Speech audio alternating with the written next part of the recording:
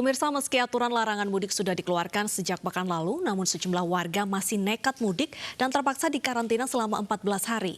Sementara antrian panjang sempat terjadi di pelabuhan akibat larangan mudik. Ratusan kendaraan sengaja parkir melintang di depan pintu masuk pelabuhan ASDP Indonesia Ferry Ketapang, Banyuwangi, Jawa Timur. Supir bus melakukannya dengan sengaja sebagai bentuk protes karena pihak pelabuhan hanya melayani penyeberangan bagi kendaraan truk ekspedisi dan bahan makanan. Antrian kendaraan pun terjadi sepanjang 9 km. Setelah menunggu berjam-jam, pihak pelabuhan akhirnya mengizinkan seluruh kendaraan untuk menyeberang ke pelabuhan Gilimanuk, Bali. Di Banyumas, Jawa Tengah, puluhan pemudik dikarantina selama 14 hari di Gedung Olahraga Satria. Pemudik menjalani prosedur pemeriksaan seperti pengecekan suhu badan serta rapi tes. Selama karantina, pemudik mendapat pelayanan berupa makanan dan tempat tidur seadanya. Pemudik juga diminta ikut olahraga dan berjemur. Kan Pak Bupati dan saya kan nggak mungkin menolak warga kami sendiri yang ada yang asli Banyumas, kemudian mau mudik, sehingga untuk pengamanan semuanya supaya tidak lagi terjadi seperti kasus ex Goa, kemudian ex Lembang, kita buat ruang karantina. Pemudik sengaja masuk wilayah Kabupaten Banyumas melalui sejumlah travel ilegal yang hanya berisi 4 orang saja. Mereka juga dikenai biaya yang cukup tinggi, yaitu Rp500.000 per orangnya. Sementara di gerbang tol Padalarang, Kabupaten Bandung Barat, Jawa Barat, petugas melakukan pemeriksaan secara ketat. Bus yang membawa penumpang dipaksa putar balik, sementara mobil pribadi dengan nomor kendaraan di luar Cimahi juga dipaksa untuk putar balik. Adanya larangan mudik untuk seluruh warga membuat suasana tol Purbalenyi, tepatnya di Bandung Barat, terpantau lengang. Aturan larangan mudik dibuat untuk memutus penyebaran corona.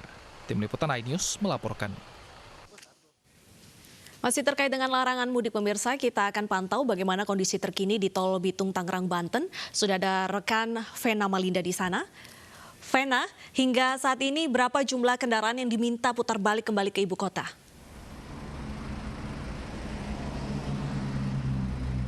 Baik, Deta, hingga siang hari ini tercatat ada setidaknya 18 kendaraan pribadi, kemudian ada 9 elf dan 2 bis yang tadi kami sempat memantau diarahkan petugas kepolisian setempat untuk memutar balik karena adanya mereka mengangkut penumpang, kemudian untuk truk atau kendaraan bermuatan barang diperiksa terlebih dahulu surat tugasnya dan ternyata tidak memenuhi syarat sehingga ikut diputar balik arah menuju ke Jakarta.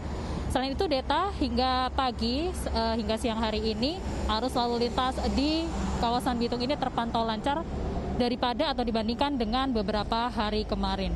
Namun meski begitu, atau penurunan pelanggaran, pihak kepolisian dan juga petugas gabungan setempat tetap bersiaga, setidaknya ada 70 orang personil yang bersiaga untuk memeriksa kendaraan-kendaraan yang melintas di kawasan ini. Jam rawan yang biasanya dilakukan atau dilanggar oleh para pengendara ini justru terjadi pada malam hari. Mereka mengira bahwa nantinya akan bisa mengelabuhi para petugas sehingga bisa melintas di kawasan ini. Namun, pihak petugas kepolisian setempat masih terus berjaga selama 24 jam dan nantinya akan ditindak dan diseleksi kendaraan mana saja yang boleh melintas dan juga diarahkan balik. Dan nantinya pelanggaran akan diberikan sanksi pada 8 Mei mendatang sesuai dengan Undang-Undang Nomor 6 Tahun 2018. Deta? Baik, terima kasih Vena atas informasinya. Selamat bertugas kembali. Pemirsa, harga masker medis yang sebelumnya melambung tinggi kini berangsur normal. Penjual masker medis di Pasar Pramuka Matraman, Jakarta Timur pun kini sepi pembeli.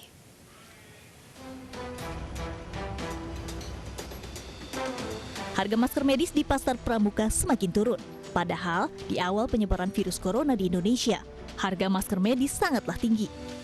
Satu box biasa dijual seharga Rp25.000, bisa mencapai Rp200.000. Meski mahal, saat itu warga tetap saja memburu masker medis.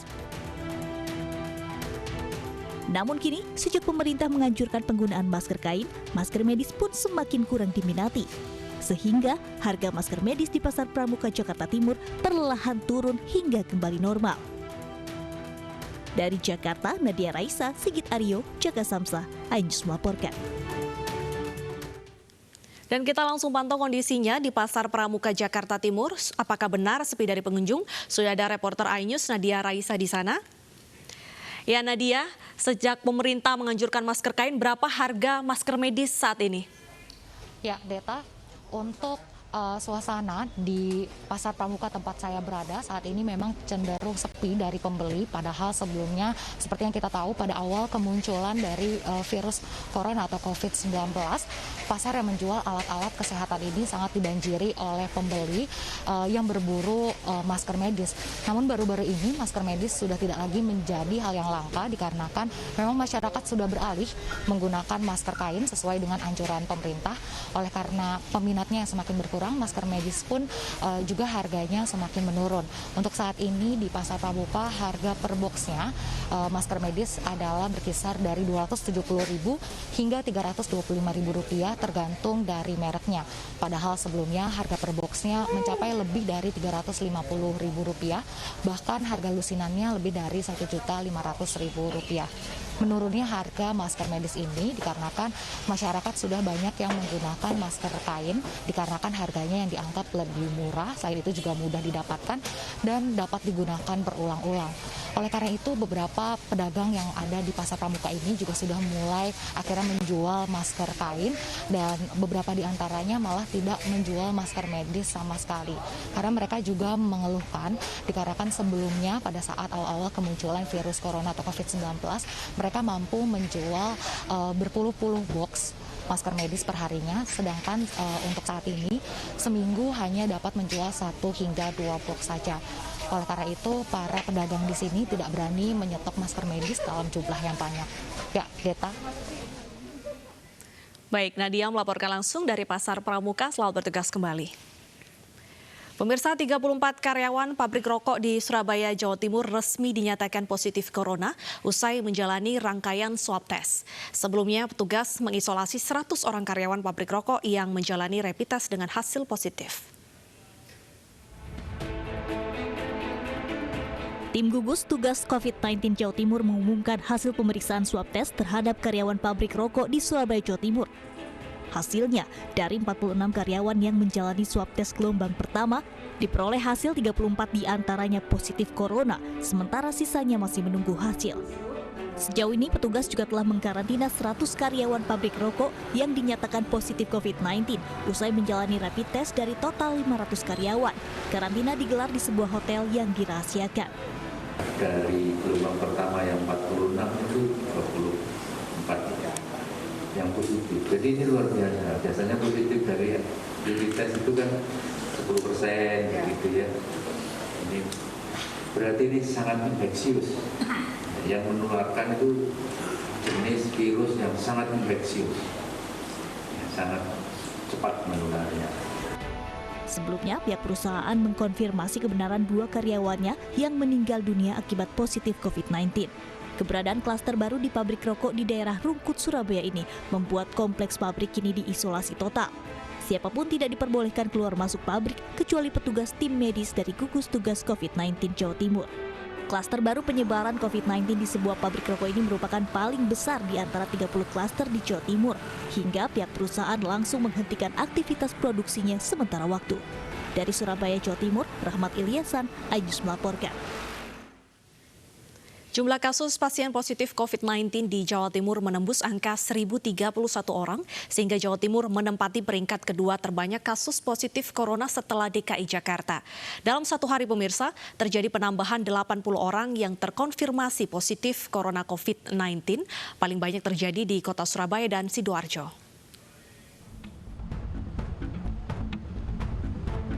Laju penyebaran COVID-19 di Jawa Timur terus meningkat tajam menembus angka 1.031 kasus, meski pelaksanaan pembatasan sosial berskala besar telah ditetapkan. Dalam satu hari, kasus baru positif di Jawa Timur mencapai 80 orang, dengan terbanyak di kota Surabaya, menyusul Sidoarjo dan Gresik. Berdasarkan peta persebaran COVID-19 di Jawa Timur, dari 38 kabupaten kota semua dinyatakan zona merah, kecuali Ngawi, Sampang, serta Kota Madiun. Sementara itu, pasien dalam pengawasan sebanyak 3.031 orang dan orang dalam pengawasan sebanyak 19.585 orang. Gubernur Jawa Timur meminta masyarakat untuk disiplin selama masa PSBB dan mematuhi anjuran pemerintah. Saya ingin menyampaikan kepada kita semua, datanya sudah sedemikian Menurut saya penyebarannya sudah sedemikian luasnya, dan kepada teman-teman awak media saya minta tolong tidak henti-hentinya mengajak masyarakat lebih disiplin lagi dan mematuhi sebagaimana protokol kesehatan. Dari Surabaya, Jawa Timur, Rahmat Ilyasan, iNews melaporkan. Pastinya Anda semua nggak mau dong ketinggalan informasi dari kita, makanya jangan lupa subscribe official iNews Channel dan klik tombol lonceng yang tertera di layar Anda supaya kita lebih semangat memberikan informasi kepada Anda.